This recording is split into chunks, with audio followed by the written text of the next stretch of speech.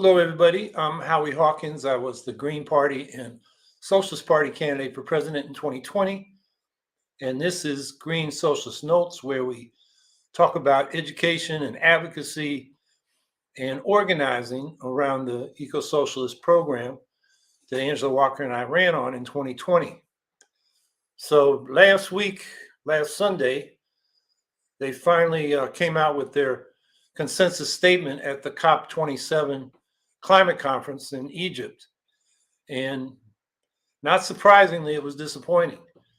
They did, with the US finally agreeing at the last minute, agree to set up a damage and loss fund to help poor countries that are having damage and loss from climate change compensated, but they didn't put any money in it. They're going to figure out the details later, which is typical of these conferences. They kick the can down the road.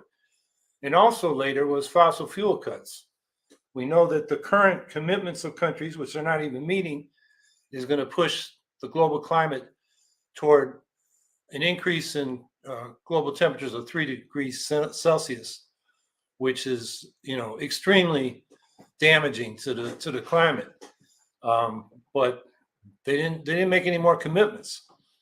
So really, it's now up to the social movements around the world to push their nations to make stronger commitments, and beyond that, take the actions. And there was an article that I'm going to have the link put in the chat by Simon Pirani, who's a socialist climate researcher, activist, also a solidarity activist with workers and unions in Russia and Ukraine for many years. And he has a good summary. The title is Oil Companies, Dictators, and Greenwashers Captured COP27. And the subtitle is Hope Lies in Movements Outside the Talks. And I think if you read that, you'll get a fuller picture than I'm outlining here. But I think that's the basic picture that's the basic takeaway we gotta take away and take out to the streets, the communities, and keep building a movement for a global eco-socialist Green New Deal, because is really the answer to this climate crisis. And then people wanted to talk about the Indian Child Welfare Act, which is up before the Supreme Court. They just had hearings a couple weeks ago. And the Indian Child Welfare Act is a federal law that passed in the late 70s that was designed to keep children who are tribal members with Indian families, Native families. And Congress enacted it after finding out about a decade earlier from a study by the Association of American Indian Affairs that at least 25%, maybe as much as 35% of all Native children had been removed from their families and placed in foster homes, 9 out of 10 times in non-Native homes, up to that point, which is really genocide, because you're taking the children away from the tribes and divorcing them from their families and their culture and their nation. And what the Indian Child Welfare Act says is that one part of a child's well-being is preserving the cultural component of their family and the integrity of their tribal nation. It does not explicitly exclude non-natives from fostering or adopting Native children. It's really about the best interest of the children, although the challengers to this law have changed it from being about the political relationship between Indian nations and the federal government into a racial issue. And that's not what the Indian Child Welfare Act was about. And then they use the Equal Protection Clause in the 14th Amendment to challenge this law and say it's unconstitutional. But the political relationship the US government has had with the tribes is based on their status as sovereign nations, not race or blood or anything like that. And if this Indian Child Welfare Act is ruled unconstitutional, all Indian law, which is based on that political relationship between sovereign Indian nations and the federal government, all those laws may be in jeopardy, which puts Indian nations sovereignty and self-rule in jeopardy. And what would happen if the Supreme Court overturns the Indian Child Welfare Act is states would once again be allowed to indiscriminately remove Native children from their families and culture while depriving the tribal nations of their future generations, which would put the nation's existence in jeopardy and reestablish what had been going on over the previous couple hundred years, where the policy of the U.S. government was to basically wipe out Indians as sovereign political entities. And so the name of the case is called Holland versus Brackeen. And Holland, of course, is the Secretary of the Interior. And it's pending before the Supreme Court. The case was brought by the states of Texas, Louisiana, and Indiana, and some individual plaintiffs. And they seeking to declare the Indian Child Welfare Act, have it declared unconstitutional. So in 2018, a district court ruled that the law is unconstitutional on the grounds that it violates the Equal Protection Clause of the 14th Amendment and the 10th Amendment states' rights, grounds. So the Fifth Circuit Court of Appeals the next year reversed the district court decision, restoring the Indian Child Welfare Act. And then they had it, what they call it's French, I guess, en banc, basically a full panel review of that decision by the whole Fifth Circuit Court of Appeals, and it basically upheld the previous decision. So now it's on appeal before the U.S. Supreme Court, and the oral arguments were heard on November 9th. And on the opposite side from the states suing to get this law declared unconstitutional are, the Native nations and dozens of child welfare organizations, including the American Academy of Pediatrics and the American Medical Association, American Psychological Association, and several state and tribal psychological associations. They have filed amicus briefs defending the Indian Child Welfare Act. It should be noted that the Indian Child Welfare Act is consistent with international law, the 1993 Hague Convention on Inter-Country Adoption, multiple United Nations conventions combating the trafficking of children for adoption, and then the more recent UN Convention on the Rights of the Child. But if the court accepts the argument of the opponents of the Indian nations that this law violates equal protection, as I said, the whole practice of Indian law could be thrown out because it relies on the political relationship between federally recognized tribes and the federal government. So, the court could say that the relationship between indigenous people in this country and the rest of the country is a racial relationship, not a political relationship, which is very problematic because these nations are based on participation in the nation, not who your parents were, grandparents, or great-grandparents were. It's whether you're a member of that community. So at this hearing, it's worth noting that, and this was the November 9th hearing I'm talking about, 3-hour hearing, none of the advocates who presented arguments on either side were Native people. In fact, the last time a Native American attorney presented arguments before the Supreme Court on behalf of a Native individual tribe, or in any case, was 21 years ago. Between 1980 and 2001, 13 indigenous lawyers represented cases for tribes and Native individuals in front of the justices. So we're going backwards in terms of the ability of Native people to advocate for themselves. The Office of Solicitor General, which is the office in the Department of Justice, which argues most cases at the Supreme Court on behalf of the U.S. government, has never had a Native attorney.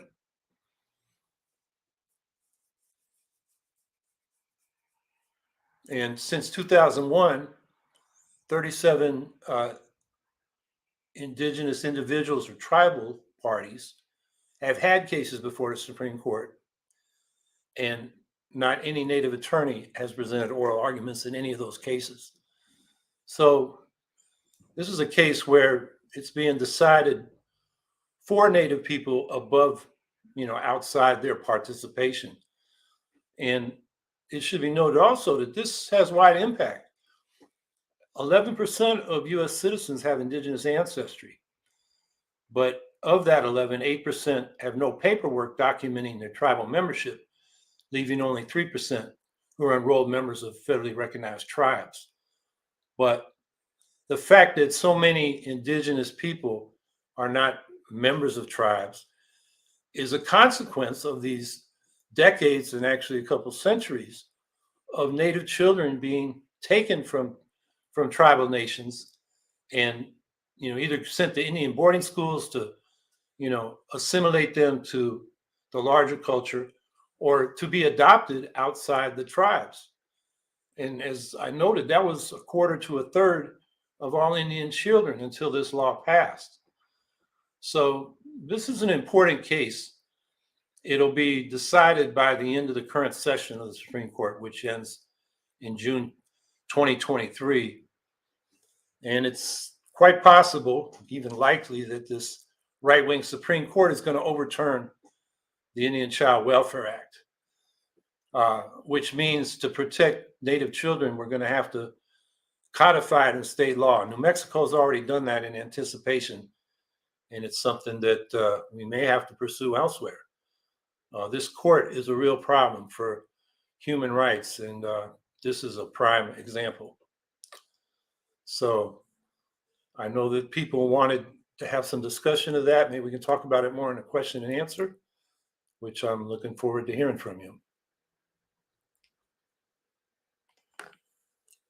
Amy L. Sachs, I've heard that oil companies are helping to fund the anti-Indian Child Welfare Act campaign because its collapse would make getting their hooks on indigenous land and resources even easier.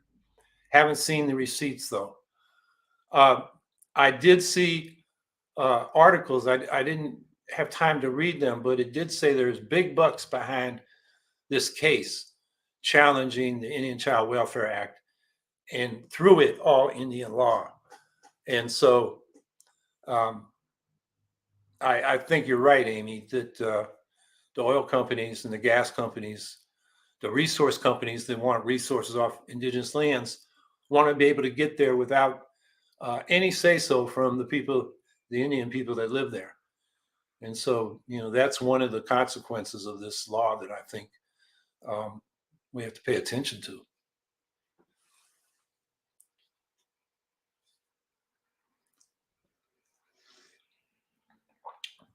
Mitchell Human, hey Howie, what do you believe is the best course of action for the federal government to help assist LGBTQ plus children in school systems that discriminate against LGBTQ plus individuals?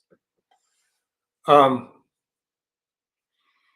there's the Equality Act pending before Congress. It's passed the House, hasn't got through the Senate. That would make it illegal to discriminate against LGBTQ plus people, as well as women and anybody based on their gender orientation or expression. And that's I think a top priority to get that passed. It's the House has passed it, the current House wouldn't, but it's an issue that we got to keep before the federal government. And what that does is it sets up legal standards. So then when people are discriminated against, they've got federal law to back up their case, that they have standing against that discrimination in court. And then the other thing I think is, you need affirmation from the top, which we've got to some extent from Biden. We certainly didn't get it from Trump, that LGBTQ plus people are to be valued and respected, and their rights to be respected. So I think, changing the culture will help too. And we've made a lot of progress on that. I mean, from the time some Greens in New Paltz, New York, I think it was 2003 or four, started conducting gay marriages, and the Democratic Attorney General got an injunction against that, threatened to throw them in jail if they continued. And they were told they were going to provoke a backlash. This was when Karl Rove, Bush's brain, was putting anti-LGBTQ plus ballot measures into elections to try to mobilize the right-wing base for Republicans. From that time until, when was it, 11 or 12, when the Supreme Court basically said same marriage equality is constitutional. That was less than a decade. I mean, I've never seen public opinion change so fast on that. People like Obama, were quote unquote evolving. They really had their finger to the wind, and as public opinion changed, politicians like them, like him, and others changed. So the cultural aspect of this is important too, to undermine what the right wing is doing through their overrepresentation and power in the federal government far beyond their numbers. The Supreme Court's not elected. Most of them are now appointed by Republicans, and they're very right wing. They do not reflect the American public, but there they are. So we've got to push on the cultural side of this as well as the legal side, and pushing for the passage of the Equality Act.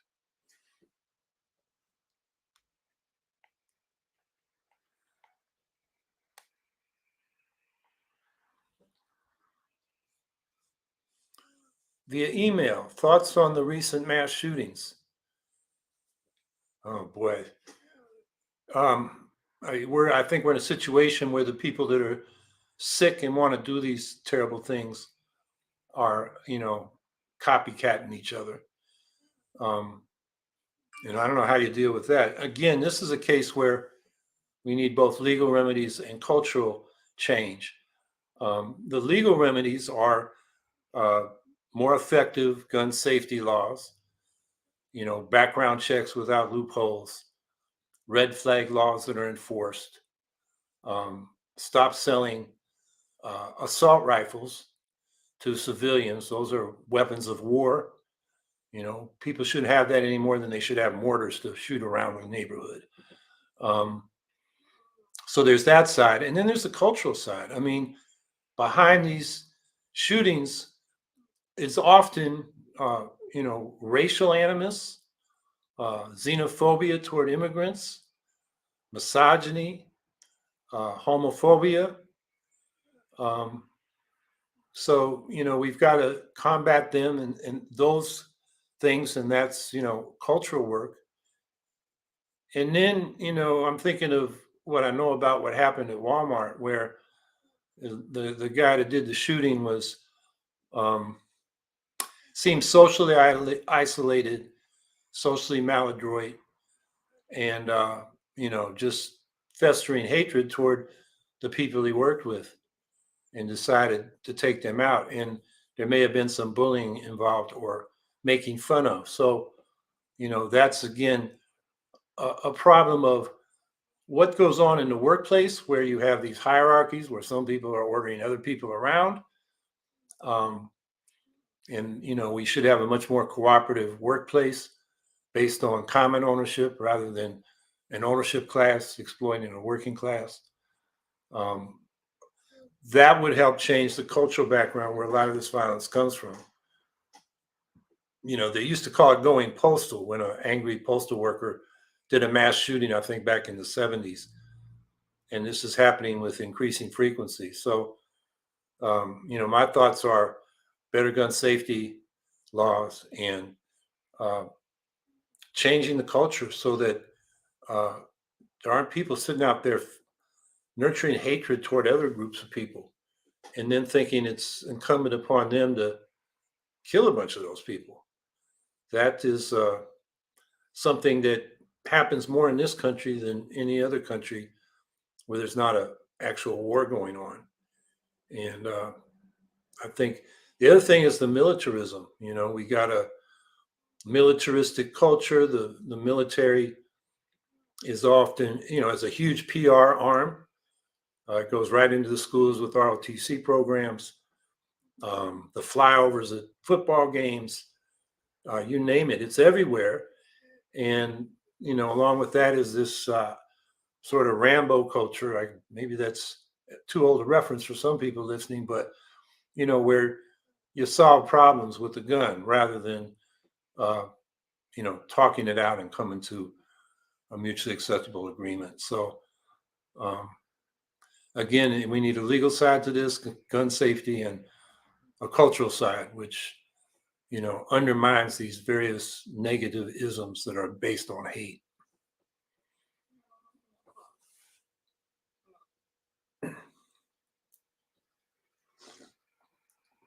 Mitchell Human. To further my question, do you believe that education regarding LGBTQ individuals and identities would help make schools a safer place for LGBTQ plus students and staff? And thank you for all that you do. Um, Absolutely, and I should have, included that in my previous answer. The school should, provide education so that people understand that not everybody is straight, and it's all right, and that it's natural. It's not a lifestyle decision like the right would tell you. It's who these people are, and they have a right to um, the same rights as everybody else, and to respect like everybody else. And that should be part of the school curriculum. And that's based on the science, not these prejudices that the right wing wants to perpetuate. So yes, education is part of the answer there through the public school system.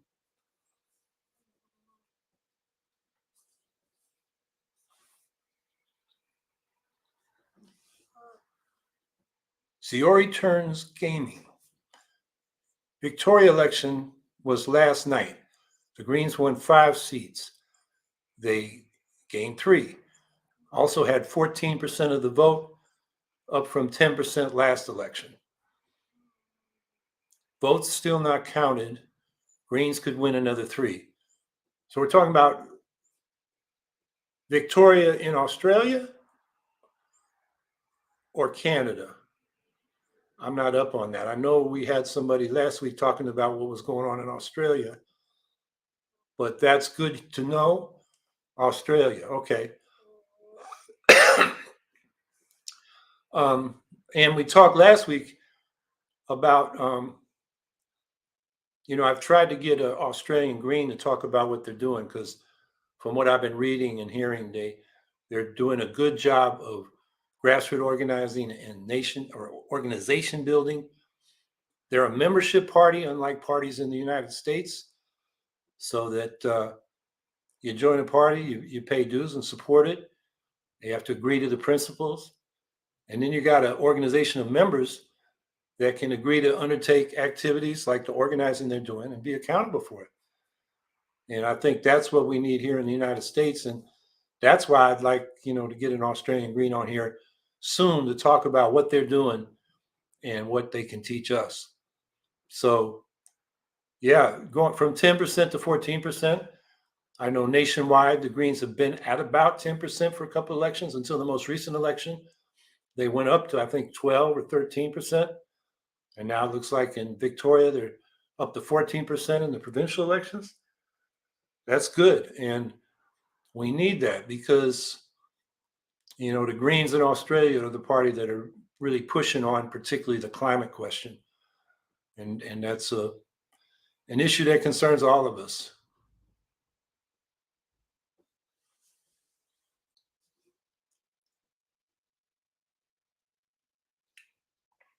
Andrew Hager. To further Mitchell's question on education, how should we go about improving the USA's educational system in general? Well, for one thing, we should stop public subsidies of private education, i.e., charter schools. People want to set up private schools, fine, but don't rely on the public purse. To call them public schools, which the charter industry likes to do, is like saying Lockheed Martin is a nationalized corporation because it gets most of its contracts from the Pentagon. It's ridiculous. It's privately managed and subsidized with public funding. And what that does is take money from the public schools, which are struggling for funding in many communities, which brings up another thing. We should stop relying on the property tax to fund our schools because property is unevenly distributed, and have a progressive tax. We can do that at the state level with a state income tax. It'd be even better if the federal government did it, because then there's a larger base, and you don't have what they call tax jurisdiction competition, where different local or state governments lower taxes to try to attract business. And then they get in a bidding war with each other because businesses sit back and say, well, we're thinking about coming there, but this other state can give us a tax break. And so it's a race to the bottom. So funding by progressive income tax instead of property taxes, I think, would help a lot with the funding problem. We need to pay the teachers more and value them more. A lot of people are leaving the teaching profession. It's a tough profession, particularly when the schools are underfunded. And the schools are expected to solve a lot of other social problems because we don't have the kind of social services we should have, and social supports. People turn to the schools and expect them to make up for deficits in other areas. So, I think particularly in disadvantaged communities, the idea of community schools with wraparound services needs to be supported. Another thing, and I'm trying to remember, I talked about this recently, maybe on this podcast or somewhere else, is we need to value vocational education as well as academic education so that our children and teenagers can not just get caught in one track, one going to college, another going to vocations, but take courses in both and change their mind about what they want to do, or just decide to have an education in both to be well-rounded. In other words, we need to, and this is what the school systems I think do too much, is they value that academic credentialing so you can get a white collar job and sit at a desk, and devalue those who do work that has to be done. They get their hands dirty, whether it's plumbing or electricians or the grid and getting lines that fall down fixed, or building transmission lines, all those things that are physical, or delivering packages or sorting mail or whatever it is. Though that kind of work needs to be valued and paid more. Otherwise, we're going to have shortages in those areas, and we're going to have people undereducated who are doing the hand labor, and people doing the so-called brain work, having a good education, but it basically increases inequality. And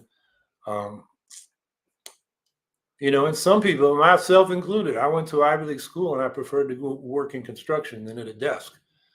So I was able in high school to both take vocational courses as well as academic courses. I got into a good college, but what I decided to do with that is do physical work because that's what I preferred. And that should not be devalued. At the time, this is the early 70s, wages had been keeping pace with productivity. So working class wages were increasing. And I expected that as I went into work in construction, and that's not what happened. Wages stagnated while productivity kept going up. So that is another thing I think the education system ought to do. To further Mitchell's question on education, ask Andrew Hager, how should we go about improving? Oh, that's the question I was answering. I thought a new one popped up. Amy Sachs. And now teaching is even more physically dangerous. What with cops, quote unquote, protecting schools, but minimal or no COVID protections. Yeah, that's another thing. The public health measures have to be defended, and having cops permanently in schools in almost all cases is not going to lead to reduction in violence. They are trained to deal with physical force to problems. That in many cases there ought to be more social workers and counselors in the schools to help children and teenagers who are having issues deal with those issues rather than until they act out and then you got cops coming in and acting violently against them to suppress whatever's going on. That's not the best solution there. And yeah, I think some teachers have left the profession because they're not getting the protection from uh, COVID. You need, they just suddenly just, Biden declared the pandemic was over. Not that different than Trump saying it would disappear like a miracle. And what was I reading? I think it was in the Washington Post this morning, or maybe it was AP, or maybe New York Times. But COVID is surging again, and we don't have the masking or the social distancing. The ventilation that needs to be built into a lot of the schools has not been done. And then the teachers are out there in that public, and you know how kids are. They they don't socially distance. So infections of various kinds, not just COVID, but the flu and this respiratory illness that what's it called, RSV, I think, um, are spreading fast. So yeah, that's right. It's teaching is got the challenge of just being safe.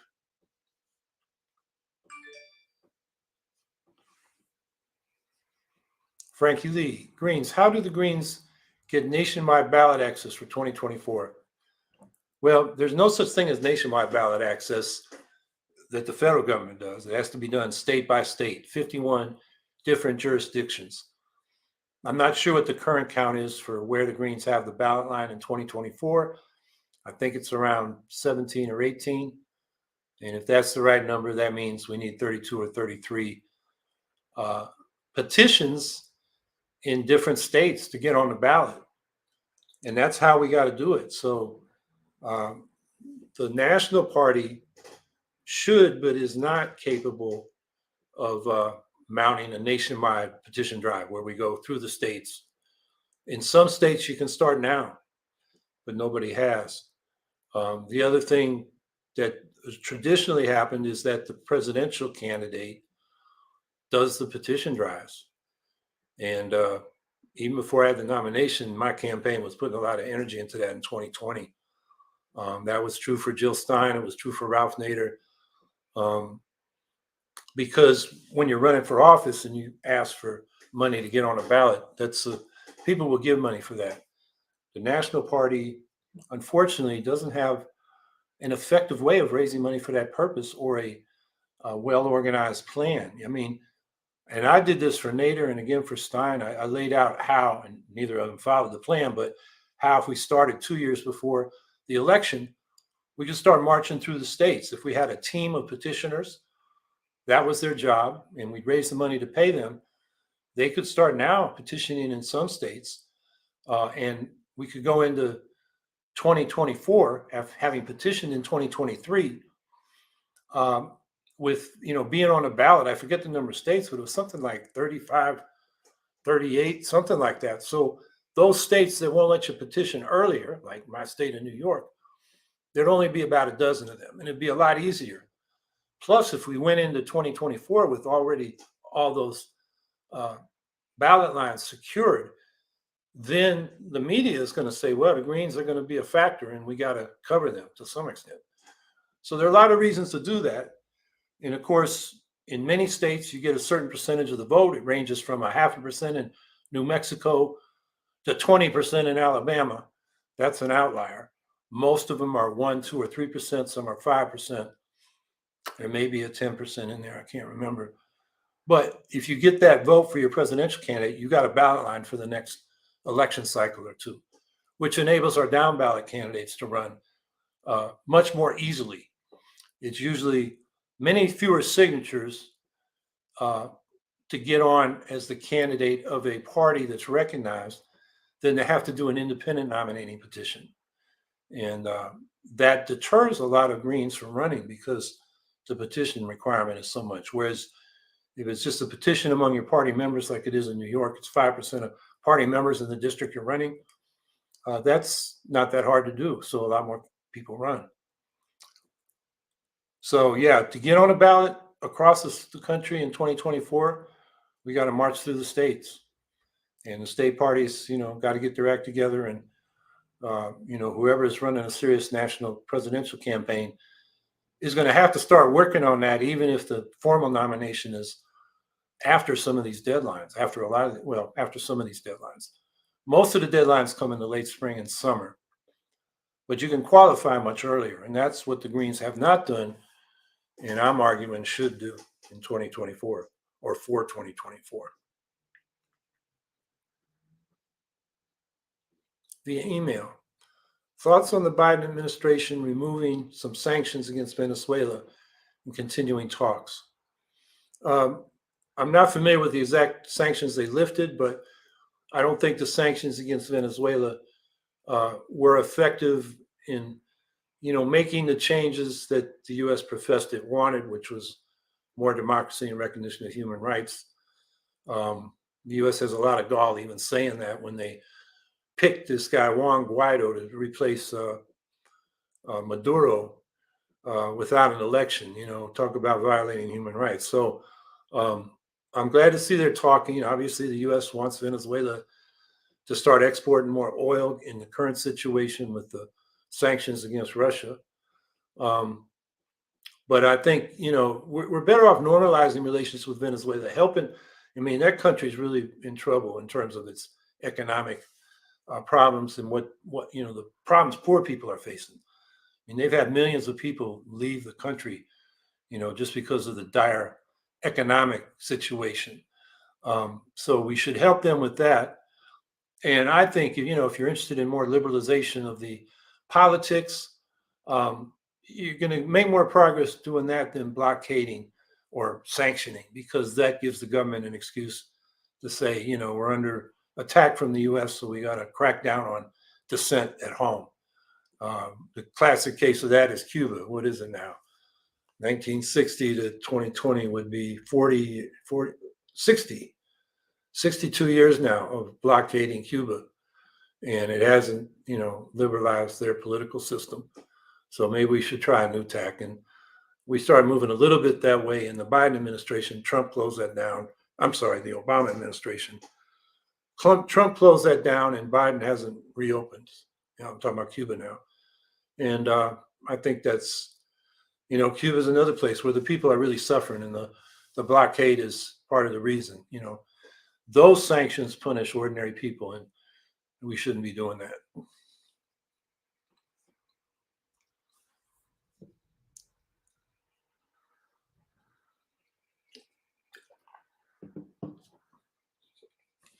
Andrew Hager. Also, what all should we do to put an end to homelessness for domesticated animals and possibly push for improving health care for our pets? Well, that's like many social or public services that is underfunded. We what we need is what do you call it? You take care of the dogs and the cats so they aren't producing children that aren't wanted. What do you call that? I forget what you call it, but so that's one thing. So there are less pets that are homeless. We rely on private agencies like the SPCA. That some of them get public funding. There should be sufficient public funding so that all these domesticated animals that are homeless are taken care of and don't have to be put down because there's just too many to take care of. And improving healthcare for pets. I think that's something we should discuss as part of a national healthcare system, because pets are really part of families, and they provide. documented benefits to people in terms of their well-being and their health. So, taking care of the health of the pets is part of taking care of the health of families.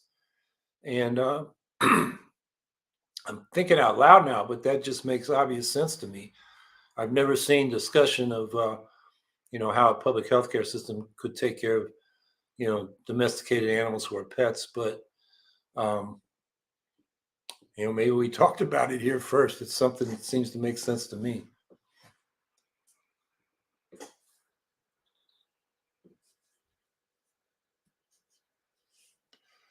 Via email, thoughts on the collapse of FTX and the larger crypto sector. Yeah, well, that always struck me, and I never looked at it closely as a Ponzi scheme because the value was based on, how many people wanted these, imaginary value, these documentation of value, I guess is the way you put it. There was no underlying assets backing them up. Um, so if the value went down, you lose out. And so I think it required some regulation. Um, and I do know that, little investors are getting hurt. I've seen some stories on that in the media. Um, and I don't know what recourse they have. There's not like the equivalent of a FDIC, Federal Deposit Insurance Corporation, for investors in crypto. No, nor should there probably be. Um, I mean, I guess the best these consumers that are getting fleeced can say is uh, they were falsely advertised to, but I don't know how good a case that would be. So, we just had in New York a law passed that put a temporary referendum on moratorium on proof of work crypto mining, where crypto companies were taking over abandoned fossil fuel power plants and using the energy they could produce to do this crypto mining to set up this energy intensive form of cryptocurrency. It's only 2 years. It grandfathers in the existing plants. It's not the greatest law.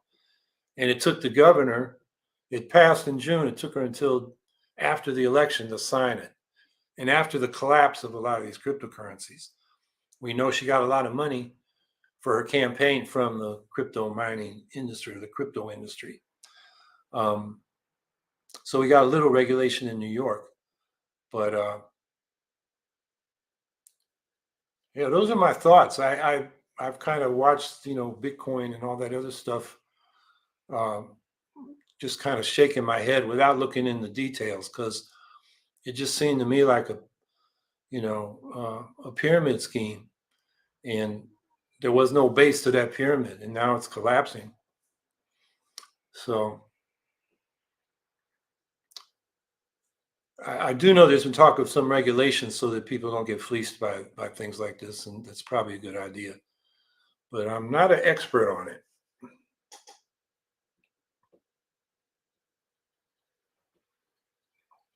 Via email, thoughts on the protests in Brazil and their potential to threaten the outcome of the election and a transition to power.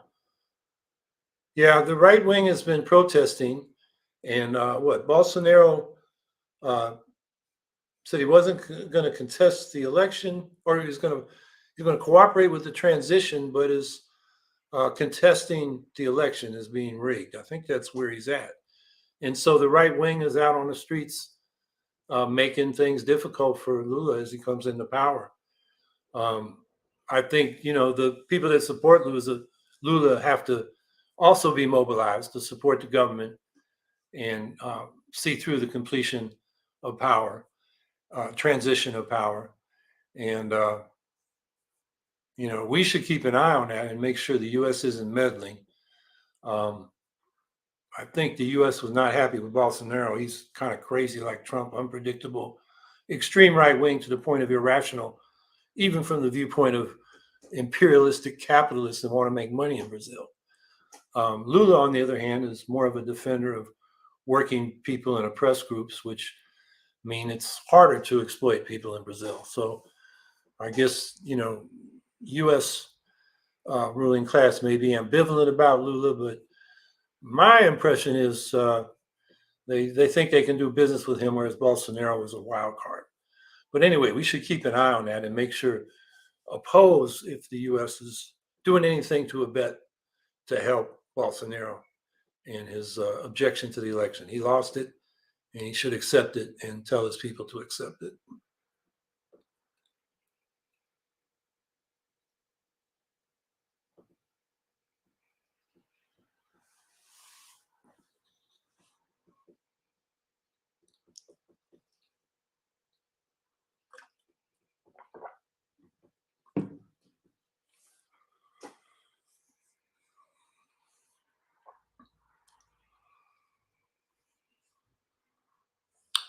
Frankie Lee, Howie, and they say Lula isn't in good health. I had not heard that, but he should take care of himself because people in Brazil brought him back, and I'm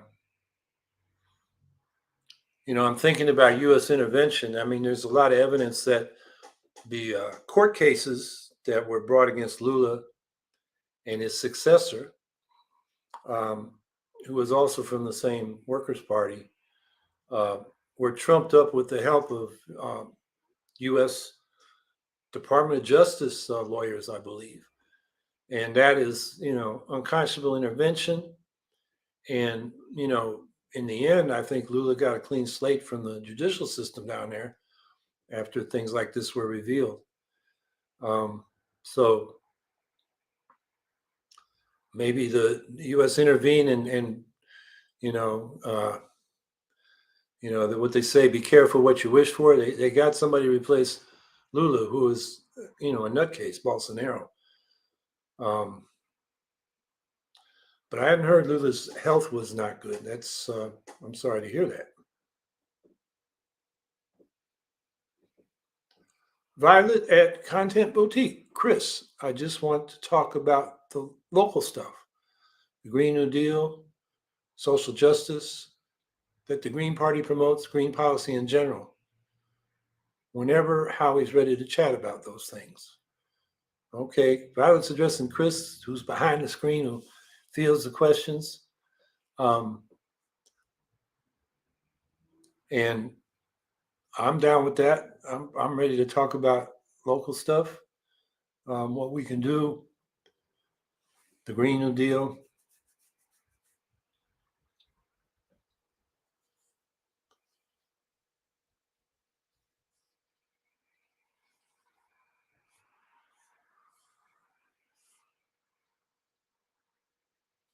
Frankie Lee, Howie, how's your running mate for governor? What's she doing now?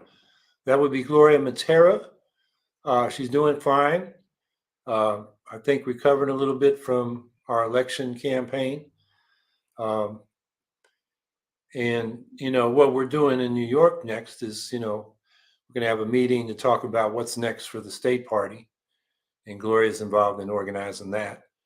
So, yeah, Gloria's doing fine.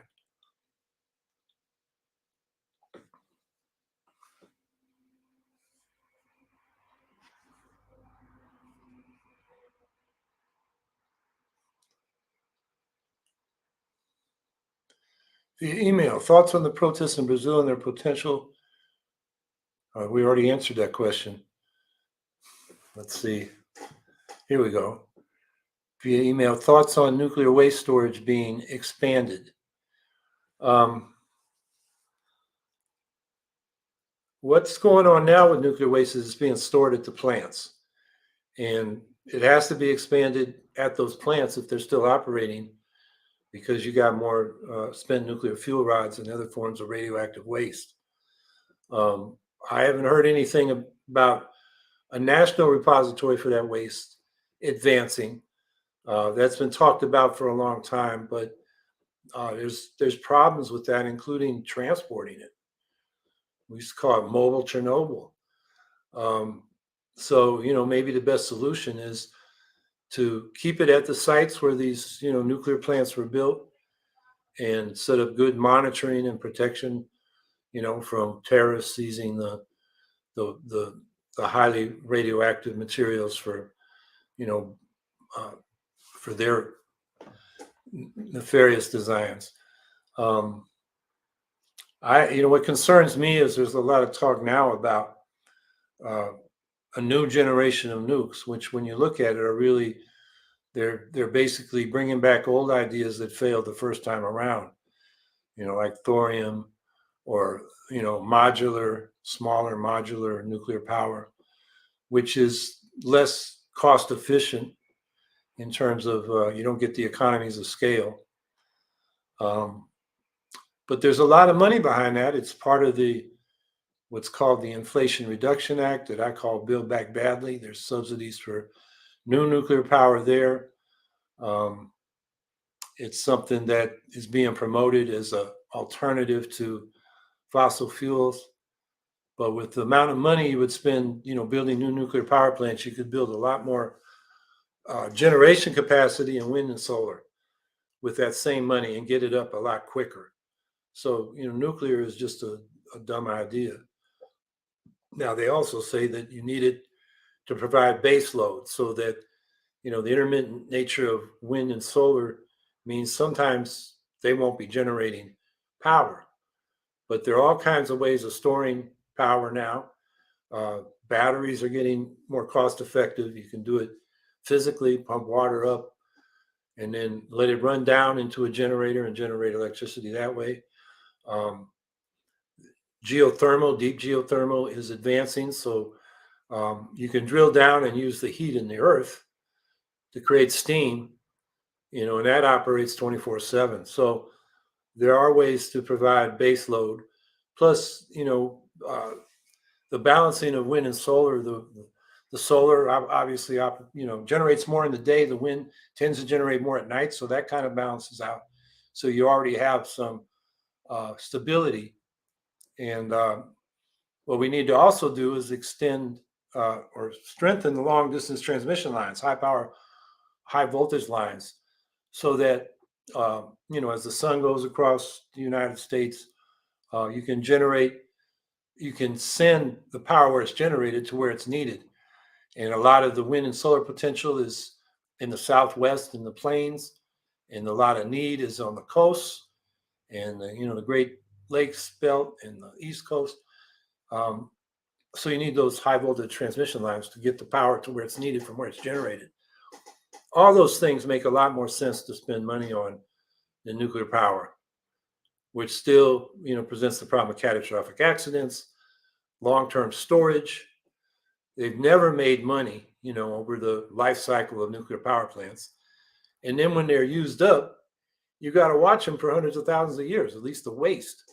So to decommission them is a huge expense that is sometimes left out of the equation, because people are looking at just what it costs to generate, a kilowatt when the plant is operating at present.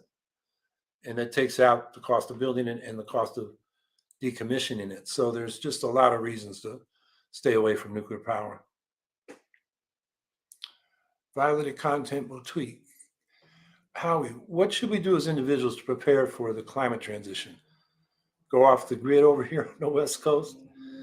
No, I think you want to stay hooked up to the grid. If you have solar panels and you're generating more power from those panels than you need in your home, you want to sell it to the grid and make some money. And then when it's nighttime and your solar panels aren't generating electricity, you want the grid to, provide power to your house. Same with wind. So it's not going off the grid. It's building a resilient grid that's based on these decentralized sources of power, because the wind blows and the sun shines everywhere. And instead of centralized power plants, and building a grid that is smart, that can, take the power from where it's generated and put it where it's needed. So now, as individuals, it's nice if you can afford to, build the solar panels, a small wind generator, have storage, batteries or whatever. But the problem is the capital costs are high. Once you build that stuff, The sun shines, the wind blows, that you don't have to pay for fuel. It's there. The energy's there. It's how do we pay for the upfront costs? And we can't do that or shouldn't rely on individuals to do that. That should be socially funded so that a social fund, a public bank, or your utility that's publicly owned, or some institution like that provides the upfront capital financing to retrofit, your building or your business. And that includes energy efficiency measures as well as solar and wind applications. And then that's paid up front by the public fund. And then you pay off the difference over time. And your costs, your bills are going to go down because you're not buying a fossil fuel, gas or heating oil or whatever to power and heat your building. So we as individuals need to work collectively to make the climate transition, I guess is what I'm saying, and come up with the institutions that will finance the transition that's as is applied to our own living and working places.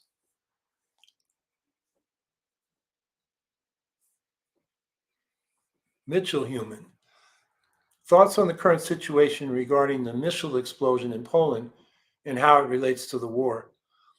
This has got all out of proportion, with people speculating whether it was a Russian missile that went off course or a Ukrainian air defense missile that tried to knock down a Russian missile that went off course. In either case, it didn't hit Poland on purpose. That's the most important thing. How it relates to the war, it shows that what's going on in Ukraine can't spill over. I think, while it's tragic, those two farmers lost their lives in Poland.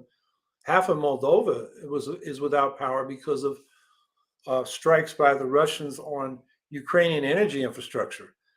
And Moldova depends a lot on Ukrainian power sources. And that I think is, the biggest problem with missiles right now. Ukraine doesn't have enough air defense to stop all the missiles and drones. So it's degrading their energy system to the point where winter will become a weapon of mass destruction. It gets below zero in Ukraine during the winter. And if the people don't have heat, they're going to freeze to death. They don't have running water. That's a problem. And of course, the children, over 2,300 schools have been hit by the Russians in their, missile strikes and mortar and everything. And so a lot of the kids weren't going to schools. They didn't have bomb shelters there. They were taking their lessons online. And now the internet is out much of the time. So they're taking the education away from the children of Ukraine. That's the big problem with missiles. And, that's why I still think the demand should be, Russian troops out and Russia back off. There's a lot of talk about how the U.S. somehow made Putin do this, and he's destroying Ukraine in self-defense. That's absurd. That's ridiculous. There are massive war crimes going on in Ukraine. They're grabbing children. We were just talking about that in the case of indigenous people here. They're grabbing thousands of children. The Russians claim more than even the Ukrainians have documented, and shipping them off to be adopted by Russian families and brought up as Russians. That is a crime of genocide. This bombing of civilian infrastructure is a war crime, a crime against humanity. And then you've got the filtration camps, basically concentration camps, where they so-called filtrate all the people under Russian occupation to see if they're pro-Russian or pro-Ukrainian, take their personal and biometric data so they can surveil them. And those people that are perceived as pro-Ukrainian often end up in prison, often without sufficient food and water, sometimes torture, sexual assault, and death. And that's what's going on. These are war crimes. And for people to say the U.S. should not provide arms to Russia, to Ukraine, like air defense systems, so they can shoot down these missiles that are destroying their country, to me is being pro-war. There's a difference between an oppressive or oppressor nation aggressing against another nation that it wants to recolonize, and the colonized, oppressed nation fighting back in self-defense. If you can't see the difference between those two things, you can't see the difference between a rapist and the rapist victim. They have the right to self-defense, and we should support that right. I mean, if we're socialists or Greens, we're about uplifting the oppressed and defending people who are assaulted. So I think those questions are a lot bigger than this missile that ended up, hitting that village and killing those two farmers in Poland. That's pretty clear it was an accident. I know there's a lot of speculation. Zelensky was maintaining for a while that he was sure it was a Russian missile, when NATO and the U.S. was saying no, it was a anti-aircraft or anti-missile from Ukraine. And everybody is getting all worked up, and there are conspiracy theories going around, like that location of that village in Poland was the same, longitude of Lviv and latitude of Kyiv. And people were saying, well, the Russian missile people must have put in, mixed up their targets, and they got the longitude from Lviv and the latitude from Kyiv when they're aiming at something else, or Lviv or Kyiv. And I don't see what use there is in speculating on that. It's clear it was an accident, and thank God, so that it didn't bring NATO into the war directly, because that's what an attack on Poland, a NATO member, would have meant. And then we'd be in an even worse situation than we are now. Frankie Lee, the real new threat to the possibility of peace is Germany putting its missiles in Poland. I don't know. I don't agree with that. They're there as missiles. They're anti-aircraft missiles. They're defensive missiles. They're not offensive missiles. And they're doing that because Poland is afraid that Russia's going to be back. Russia, or before that, the Soviet Union. And there were periods in history where it was the Tsarist Russian Empire, ruled Poland. And so, Poland is worried about that. The threat to peace is the fact that Russia is assaulting Ukraine. It's a war of aggression. That's a supreme war crime, according to the Nuremberg Tribunal after World War II. That's what broke the peace.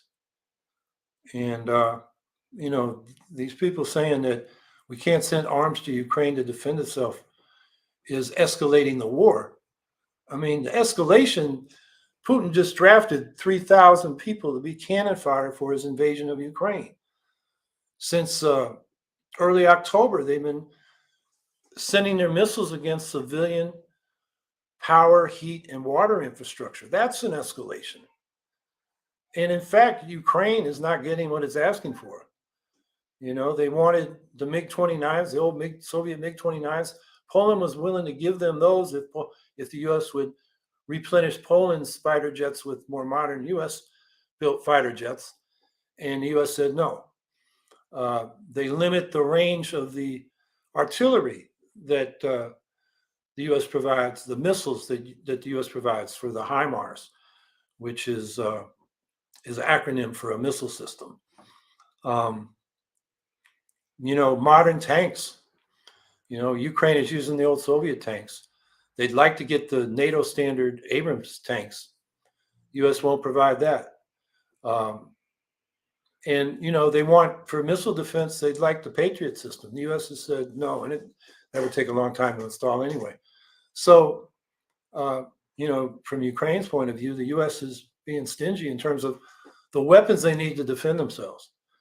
The air defense is pretty sophisticated these days if you have enough and the right kinds, and Ukraine doesn't. It's actually knocking down a majority of the missiles and those low-cost drones that Iran has supplied to Russia. But I mean, the drones, the missile systems don't, air defense missile systems don't work so good against the drones because they fly low and slow. It's just a different threat. So you may have seen how police in cities like Kyiv are firing, assault rifles into the air to try to stop these drones, as opposed to a real air defense system. So I think the threat to peace is Russia's aggression. I mean, that's the bottom line. That's what started this whole mess.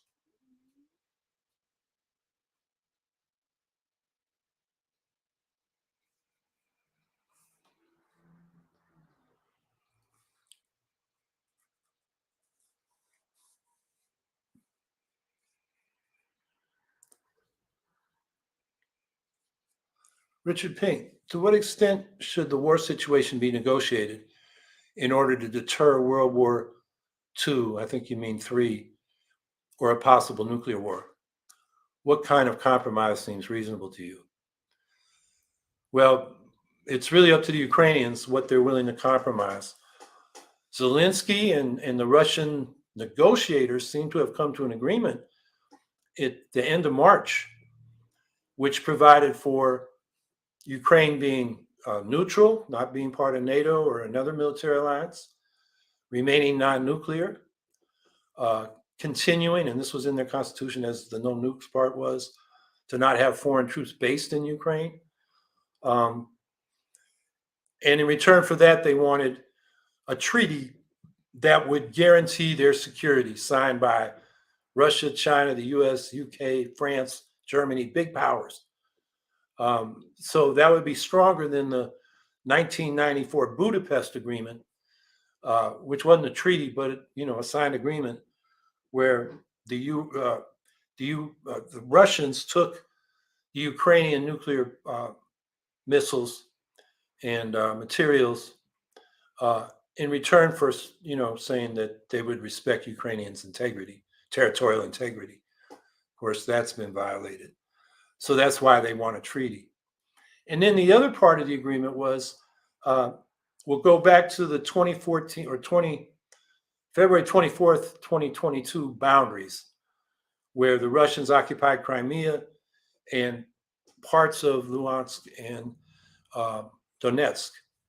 And we'll resolve those areas diplomatically over a number of years, and that probably would mean finding a way to have referendums on status that were open to everybody eligible to vote and internationally observed.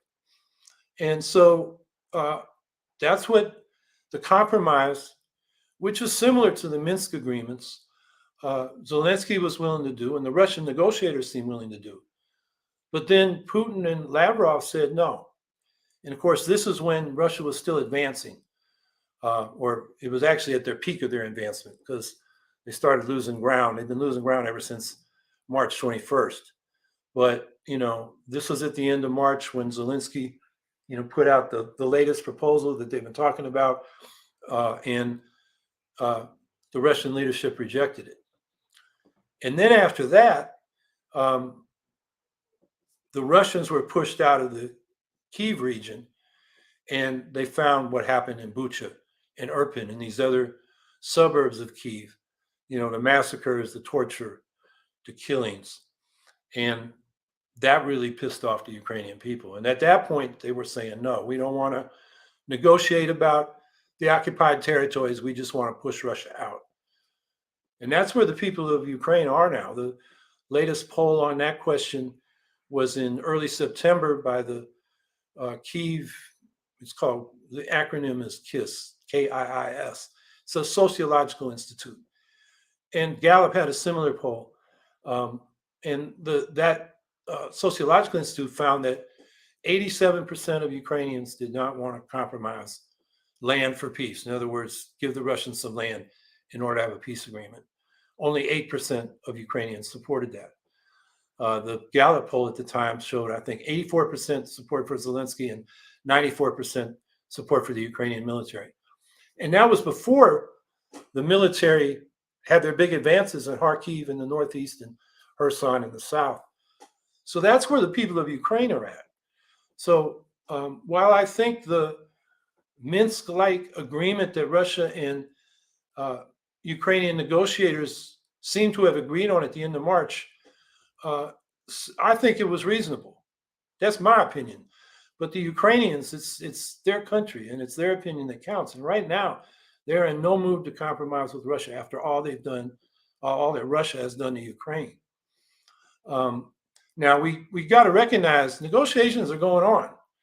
The U.S. and Russia are still talking about the Strategic Arms Limitation Treaty. Those talks have continued. The Iran nuclear deal, although with all the turmoil in Iran now, it's been on hold. But the U.S. and Russia were participating in those talks together. They got the grain deal.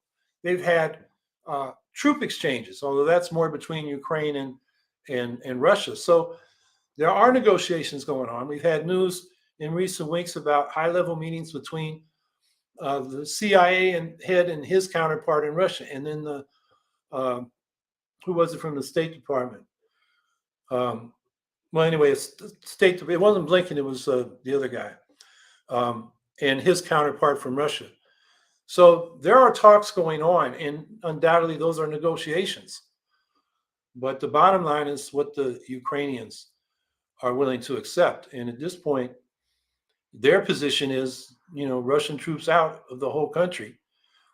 And Putin's position, which he articulated when he gave a speech upon annexing 4 provinces, which he didn't completely control even at that time, and he controls less now. He said, we're willing to talk, but not about the Russian occupied territories. Those are non-negotiable. So the two sides, Ukraine and Russia, are far apart. And now I think some people want to cut off U.S. NATO arms to Ukraine to provide leverage to get them to accept a compromise they just have to accept because they don't have the arms to defend themselves. And, while publicly the U.S. and the NATO countries aren't saying that, I wouldn't be surprised if privately they're thinking that's what we want to do and sell the Ukrainians out. Because from the viewpoint of Western imperialists, they want stability so they can do business. Most of them. The Russian market's bigger than the Ukrainian market. They just assume the sanctions come down, they go back and do business in Russia. Now, there are business interests that benefit from the war. Obviously, the arms manufacturers and probably the oil and gas industry who are taking market away from Russia to provide to Europe. So, in terms of what different business interests want among, in U.S. imperialism, there's probably differences. But if you, listen to the Ukrainians and particularly the Ukrainian left, which is a better analysis of Western imperialism in Ukraine than anybody, they are worried that at some point the U.S. and the rest of the West is going to decide we want to enter this, and the Ukrainians are just going to have their country dismembered because we're not going to provide them anymore with arms. Or what's equally important is the humanitarian aid. I mean, Ukraine is broke. Their economy is destroyed by the war. And if the West doesn't provide them funds, their soldiers won't be paid, their teachers won't be paid, their utility workers won't be paid. They won't be able to pay anybody. So the West has a lot of leverage over Ukraine. That's true. But the right thing to do is let the Ukrainians dictate the terms for their own country. So, yeah, that's what I can tell you about negotiations. It's complicated, but, the bottom line is the Ukrainians, it's their country and they should be in the driver's seat.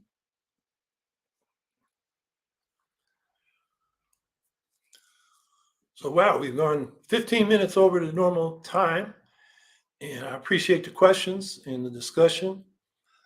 Next week, as far as I know, last time I talked to her, we're going to have back, I'm